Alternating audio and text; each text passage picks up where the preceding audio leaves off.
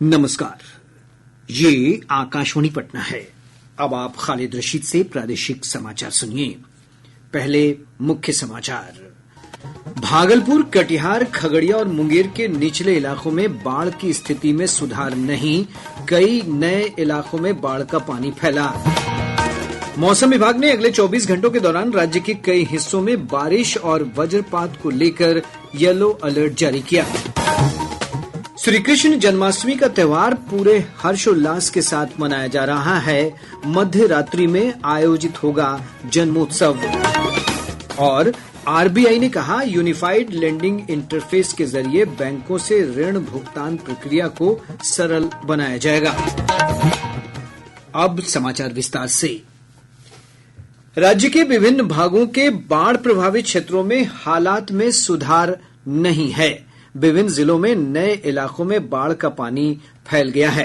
भागलपुर, कटिहार, मुंगेर, खगड़िया जिले में दियारा और निचले इलाकों में बड़ी संख्या में लोगों को पलायन करना पड़ा है। भागलपुर जिले में विभिन्न प्रखंडों के कई पंचायतों में बाढ़ का पानी फैल गया है। इन इलाकों में सड़कों और रेल लाइन पर भी पानी का दबाव बढ़ रहा है। एक रिपोर्ट। गंगा के जलस्तर में वृद्धि के कारण जिले के कई प्रखंडों के कई पंचायतों में बाढ़ का पानी फैलने लगा है। जलस्तर में वृद्धि से गोपालपुर प्रखंड की लाइफलाइन, चिनटंगा, करारी, सैदपुर, नवगछिया, पीडब्ल्यूडी सड़क पर पानी का दबाव बढ़ रहा है। गोपालपुर के दोनों कट प्वाइंट पर फ्लड फाइटिंग और रेस्टोरेशन का कार्य मुख्य अभियंता इंजीनियर अनवर जमील के नेतृत्व में लगातार चौथे दिन भी जारी है। वहीं सबौर, घोघा रेलखंड पर भी पानी का दबाव बढ़ने लगा है। टीएमबीयू कैंपस के पीछे लालबाग, प्रोफेसर कॉलोनी में भी बाढ़ का पानी तेजी से फैल रहा है। दर्जनों गांव में बाढ़ के पानी घर में प्रवेश कर जाने से लोग ऊंचे स्थान पर पलायन कर रहे हैं। आकाशवाणी समाचार के लिए भागलपुर से विनोद कुमार। इधर कटिहार जिले में गंगा, कोसी और महानंदा नदी में उफान से 22 पंचायत के 53 गांव बाढ़ से प्रभावित हैं। और ब्यौरा हमारे संवाददाता से।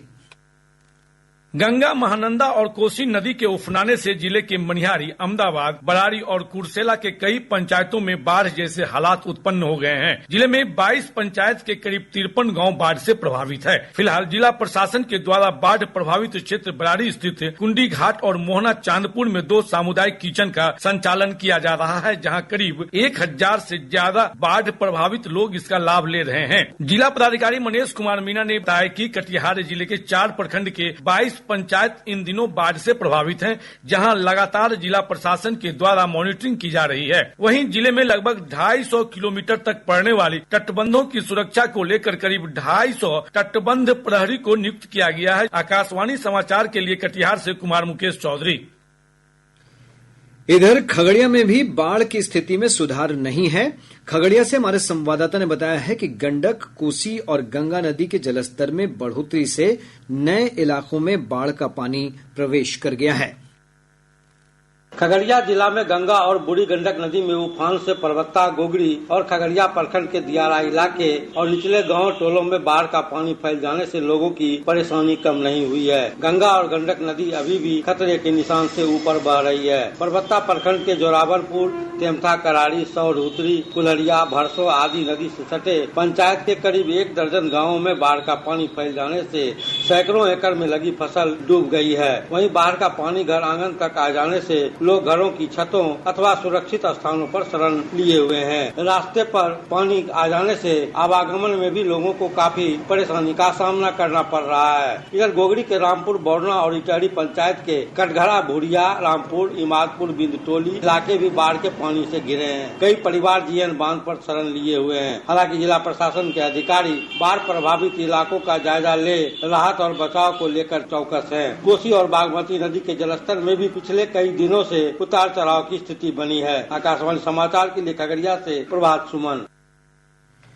नेपाल से निकलने वाली विभिन्न नदियों के जलग्रहण क्षेत्रों और राज्य के दक्षिण पश्चिम भागों में वर्षा के कारण सोन, पुनपुन, घाघरा, बूढ़ी गंडक, बागमती समेत विभिन्न नदियों के जलस्तर में बढ़ोतरी दर्ज की गई है। गंगा नदी का जलस्तर भी पटना, मुंगेर, भागलपुर, कहलगांव समेत विभिन्न स्थानों पर बढ़ रहा है। कई स्थानों पर नदी का जलस्तर लाल निशान के ऊपर बना हुआ है। प्रदेश के विभिन्न भागों में मानसून की गतिविधि कमजोर बनी है। मौसम विभाग से प्राप्त जानकारी के अनुसार औरंगाबाद, रोहतास, भभुआ समेत राज्य के दक्षिणी भागों में कुछ स्थानों को छोड़कर अधिकतर भागों में मौसम शुष्क बना हुआ है। पिछले 24 घंटों के दौरान सबसे अधिक 53 मिलीमीटर वर्षा औरंगाबाद में दर्ज की गई। मौसम विज्ञान केंद्र पटना के वैज्ञानिक ने बताया है कि आज बांका, जमुई, औरंगाबाद, गया, भागलपुर, मुंगेर और नवादा जिलों में कई स्थानों पर भारी वर्षा की संभावना है। इस दौरान कई स्थानों पर मेघ गर्जन के साथ वज्रपात की भी आशंका है। अगले 3 दिन तक दक्षिण बिहार में मानसून की गतिविधि बढ़ेगी, जिसके प्रभाव से दक्षिण बिहार के अनेक स्थानों पे हल्के से मध्यम दर्जे की वर्षा गरज एवं चमक के साथ होने का पूर्वानुमान है। अगले 24 घंटों के दौरान राज्य के दक्षिण पूर्व एवं दक्षिण मध्य जिलों के 1 या 2 स्थानों पे भारी वर्षा होने का पूर्वानुमान है। अगले 3 दिनों तक राज्य के दिन के तापमान में कोई विशेष परिवर्तन की संभावना नहीं है। राज्य के अलग अलग स्थानों पर डूबने की घटना में कई लोगों की मौत हो गई। मधुबनी के जयनगर थाना क्षेत्र अंतर्गत बरही गांव में बछराजा नदी में स्नान के दौरान 2 युवतियां डूब गईं। एक युवती का शव बरामद कर लिया गया है, जबकि दूसरे की तलाश जारी है।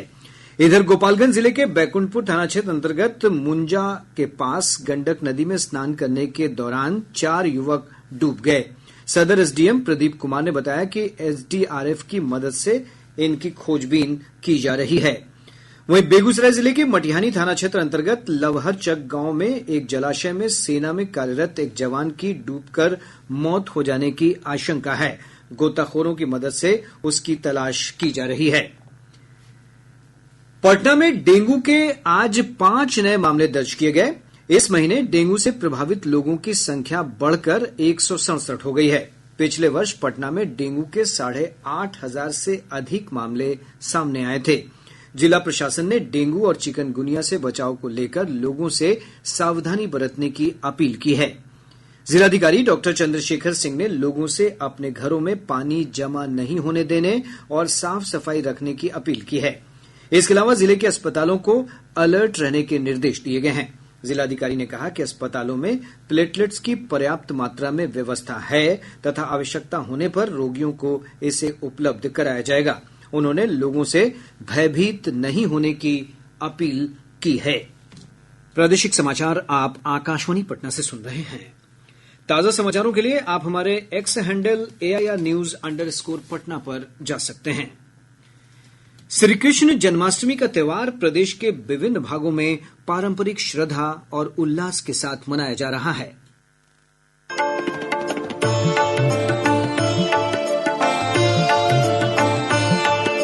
हरे कृष्णा हरे कृष्णा। इस अवसर पर राजधानी पटना स्थित इस्कॉन मंदिर समेत विभिन्न कृष्ण मंदिरों को आकर्षक ढंग से सजाया गया है। सुबह से ही मंदिरों में श्रद्धालुओं की भीड़ उमड़ रही है। रात्रि 12 बजे मंदिरों में श्रीकृष्ण जन्मोत्सव का आयोजन किया जाएगा। राष्ट्रपति द्रौपदी मुर्मू, उपराष्ट्रपति जगदीप धनखड़ और प्रधानमंत्री नरेंद्र मोदी ने लोगों को इस अवसर पर बधाई और शुभकामनाएं दी हैं। राज्यपाल राजेंद्र विश्वनाथ अर्लेकर और मुख्यमंत्री नीतीश कुमार ने भी प्रदेशवासियों को बधाई दी है। राज्यपाल ने अपने संदेश में कहा है कि श्रीमद् भगवद गीता का उपदेश जीवन प्रबंधन का महानतम दर्शन है और हमें इसका अनुसरण करने का हर संभव प्रयास करना चाहिए। मुख्यमंत्री ने अपने संदेश में कहा है कि इस अवसर पर लोग श्रीकृष्ण के आदर्शों और उनके कर्म योग के उपदेश को आत्मसात करने का संकल्प लेते हैं।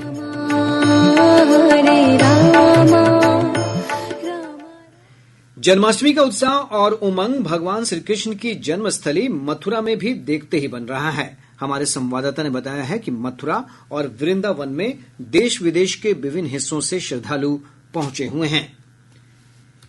इमाम हुसैन और उनके 72 साथियों की शहादत की याद में आज चहल्लुम पूरी श्रद्धा और पारंपरिक विश्वास के साथ मनाया जा रहा है। इस अवसर पर राजधानी पटना समेत प्रदेश के विभिन्न भागों में ताजिया और मातमी जुलूस निकाले जा रहे हैं। पटना सिटी में अकीदतमंदों ने आलम जुलूस निकाला और शहादत को याद किया। मुख्यमंत्री नीतीश कुमार ने हजरत इमाम हुसैन और करबला के शहीदों को याद करते हुए उन्हें श्रद्धांजलि अर्पित की है। भारतीय रिजर्व बैंक के गवर्नर शक्तिकांत दास ने कहा है कि GEM यूपीआई और यूएलआई की नई तिकड़ी भारत के डिजिटल भुगतान में एक क्रांतिकारी कदम है। श्री दास ने बेंगलुरु में एक सम्मेलन को संबोधित करते हुए कहा कि रिजर्व बैंक द्वारा प्रवर्तित unified lending interface ULI platform Bharat में ऋण प्रक्रिया को सरल बनाएगा। उन्होंने कहा कि डिजिटल भुगतान की मौजूदा व्यवस्था से धन का त्वरित और सुरक्षित हस्तांतरण होता है।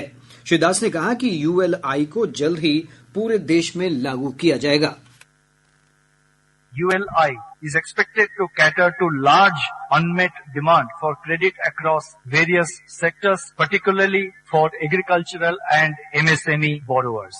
A nationwide launch of the ULI will be done in due course. Just like the UPI transformed the payments ecosystem, we expect that ULI will play a similar role in transforming the lending ecosystem in India. Danapur rail मंडल के 11,000 कर्मचारियों को unified pension scheme UPS का लाभ मिलेगा। मंडल वाणिज्य प्रबंधक अभिनव सिद्धार्थ ने बताया कि इस नई पेंशन योजना में कर्मियों के लिए कई कल्याणकारी प्रावधान किए गए हैं और इसमें सबसे अच्छी बात है कि इसमें एक अश्योर्ड मिनिमम पेंशन का है 50% का। कुछ एंटिटीज को एनपीएस में ये कंसर्न था कि उनका पेंशन क्या रहेगा नहीं रहेगा, तो इसमें कम से कम एक सबसे अच्छी चीज वही है कि इसमें एक अश्योर्ड पेंशन एक हो गया है कि 50% तो उनका जो लास्ट 12 मंथ का एवरेज आउट होगा उसका 50% मिलेगा। सेकेंड बहुत अच्छी बात है कि इसमें एक अश्योर्ड फैमिली पेंशन है जो कि 60% ऑफ द पेंशन की कुछ अगर अनटुवर्ड इंसिडेंट्स वगैरह अगर हो जाता है एम्प्लॉय के साथ। और इसमें एक और चीज कि अगर आप 10 साल का मिनिमम सर्विस कर लेते हैं तो एक मिनिमम 10,000 रुपीज का आपका अश्योर्ड मतलब मॉनेटरी पेंशन आपको मिलेगा ही मिलेगा। दानापुर में करीब 11,000 कर्मचारी हैं जो कि इससे लाभान्वित होंगे, जिनको ऑप्शन दिया जाएगा एज पर रूल कि एनपीएस से माइग्रेट करना चाहते हैं या फिर नहीं करना चाहते हैं। प्रधानमंत्री के आर्थिक सलाहकार परिषद की सदस्य डॉक्टर शमिका रवि ने कहा है कि 2005 से पहले बिहार की आर्थिक प्रगति की दर बहुत कम थी और इसे नकारात्मक रूप में दर्ज किया गया था। उन्होंने कहा कि इसे बिहार के विकास पर काफी प्रतिकूल प्रभाव पड़ा।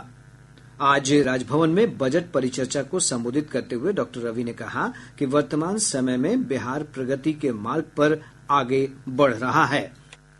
Bihar remains the same. Bihar doesn't move. Bihar doesn't move. Bihar only has started to grow after 2005. बल्कि GDP per capita of Bihar in 1991 and 2005 are identical. 15 साल जब पूरा देश उभर रहा था, हम लोग स्टैटिक रह गए। तो आपका जो काम है, मिनिस्टर साहब, is making up for that lost time. We have to grow. We have to put all our efforts into growth. This is growth rate over the years. Bihar is the only state जहाँ पे growth negative हुआ है। ये तो आज तक हम लोग सुने ही नहीं थे। जीरो ग्रोथ तो समझ में आता है कि भाई कुछ नहीं हुआ। नेगेटिव ग्रोथ का मतलब है हम लोग कैपिटल खा गए। This is important for us to know this story. अगर हम ये स्टोरी नहीं जानेंगे, then we will not know कि हमको मेहनत कितनी करनी है। We have to do a lot of making up. बहुत मेहनत। इससे पहले राज्यपाल राजेंद्र विश्वनाथ आर्लेकर ने परिचर्चा का उद्घाटन किया। इसमें राज्य के उद्योग मंत्री नीतीश मिश्रा ने भी भाग लिया। लखीसराय की जिलाधिकारी रजनीकांत ने स्वैच्छिक सेवानिवृत्ति वीआरएस ले ली है। इस संबंध में कल उन्होंने सामान्य प्रशासन विभाग को पत्र लिखा था। विभाग ने उनके आवेदन को स्वीकृति दे दी। आज सामान्य प्रशासन विभाग की ओर से इस संबंध में अधिसूचना जारी की गई। शेखपुरा जिले के सेरारी थाना क्षेत्र अंतर्गत पैगम्बरपुर गांव में हाई टेंशन तार की चपेट में आने से एक युवक की मौत हो गई। पश्चिम चंपारण में नरकटियागंज के शिकारपुर में फर्जी आंगनबाड़ी केंद्र चलाकर महिलाओं के साथ ठगी करने वाले एक युवक को पुलिस ने गिरफ्तार कर लिया। गया जिले के वजीरगंज में एसटीएफ और स्थानीय पुलिस ने संयुक्त कार्रवाई कर 2 हथियार तस्करों को गिरफ्तार कर लिया। रोहतास जिले के चुटिया थाना क्षेत्र अंतर्गत एक बाइक और ऑटो के आमने सामने टक्कर में 2 युवकों की मौत हो गई। और अब अंत में मुख्य समाचार एक बार फिर। भागलपुर, कटिहार, खगड़िया और मुंगेर के निचले इलाकों में बाढ़ की स्थिति में सुधार नहीं, कई नए इलाकों में बाढ़ का पानी फैला। मौसम विभाग ने अगले 24 घंटों के दौरान राज्य के कई हिस्सों में बारिश और वज्रपात को लेकर येलो अलर्ट जारी किया। श्री कृष्ण जन्माष्टमी का त्योहार पूरे हर्षोल्लास के साथ मनाया जा रहा है। मध्य रात्रि में आयोजित होगा जन्मोत्सव। और आरबीआई ने कहा, यूनिफाइड लेंडिंग इंटरफेस के जरिए बैंकों से ऋण भुगतान प्रक्रिया को सरल बनाया जाएगा। इसके साथ ही आकाशवाणी पटना से प्रसारित प्रादेशिक समाचार का ये अंक समाप्त हुआ।